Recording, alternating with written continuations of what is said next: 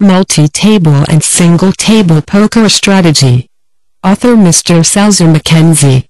Multi-Table Tournament Strategy. The multi-table tournament represents the most popular and definitely most televised style of poker play. The World Series of Poker and the World Poker Tour, among many others, come immediately to mind. An interesting development recently shows the majority of the World Series of Poker tournament players now earn their entry to the event through online qualifying tournaments.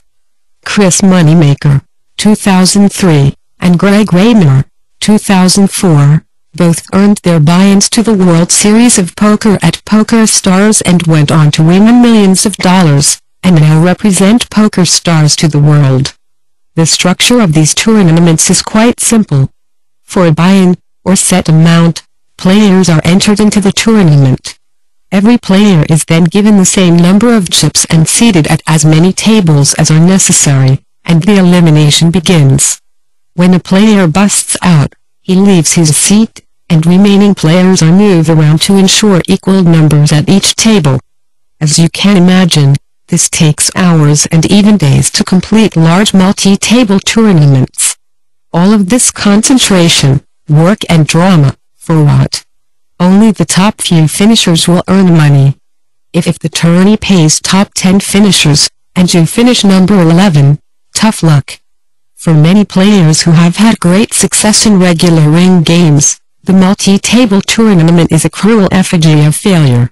This can be directly traced to the fact that most players do not grasp the changes needed from the ring game style to a tournament style. Consider some examples. You hold ace suited in a regular ring game. Your course of action would probably be to call at least one, possible two bets, and even raise in late position, if everyone has folded in front of you. On the other hand, what to do with ace suited in the early stages of a multi-table tournament? Almost without fail, tournament experts will tell you to dump those cards without wasting a single bet. How about QG off summit? In ring play, I probably wouldn't give this hand the time of day. However, at the final table of a multi-table tournament, this can represent a very playable hand. We do indeed have a riddle, and in the following, the riddle explained.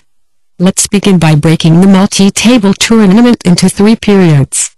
Early, middle and final tables. Early tournament play would obviously be the very beginning of the tournament, and characterized by lots and lots of fish and suckers. The middle time period will be after almost all of the fish have busted out, except for a lucky few, and the remaining players are fair to excellent poker players.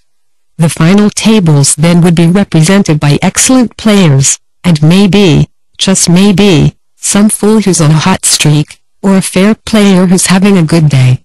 As you can tell, this is not an exact science. You really can't put a number on when you move from early to middle and even to final tables. It all depends on the nature of the tournament. In a tourney filled with great players, you may be into middle play very early. In a loose tournament, the final tables may not come until the last 15 to 20 players. Finally, let's look at a winning multi-table strategy. Single-table tournament strategy. As with multi-table tournaments, MTTs, sit and go, SNGs, or single-table tournaments, STTs, are also booming in the online poker community. Along with the standard cash prizes, many of the poker sites offer special promotional sit and goes. Titan Poker's Jackpot SNGs offer a shot at winning as much as $100,000 for winning a set number of consecutive sit and goes.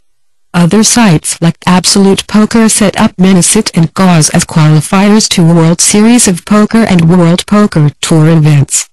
Players enter for a set buy-in.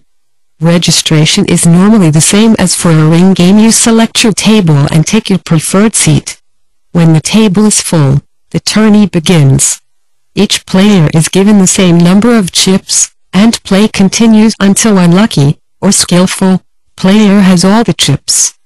Prize structures vary, but normally the last 3 players win money, with the winner taking roughly 50% of the prize fund. Why are STTs becoming so popular? MTTs can be hard work, especially if you bust out after 2 hours, just outside the money.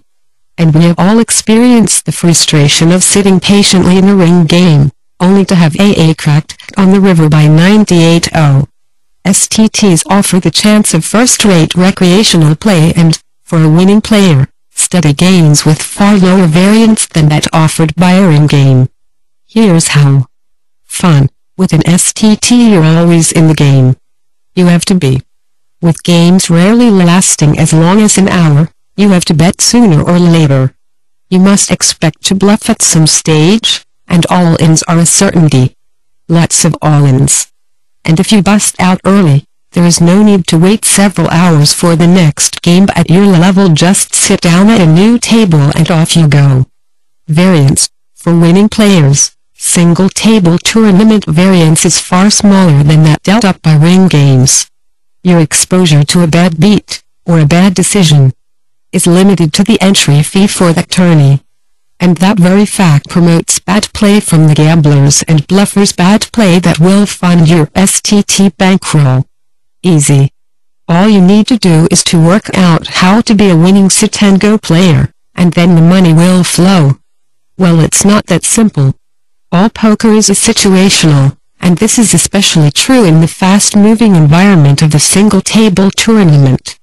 But the basics set out in these pages should be enough to get you started on the way. Although there are limit and high-stakes SNGs available, this strategy is based on experience of online, low stakes, up to $20, no limit hold'em. Let's look a little deeper into the single-table tournament.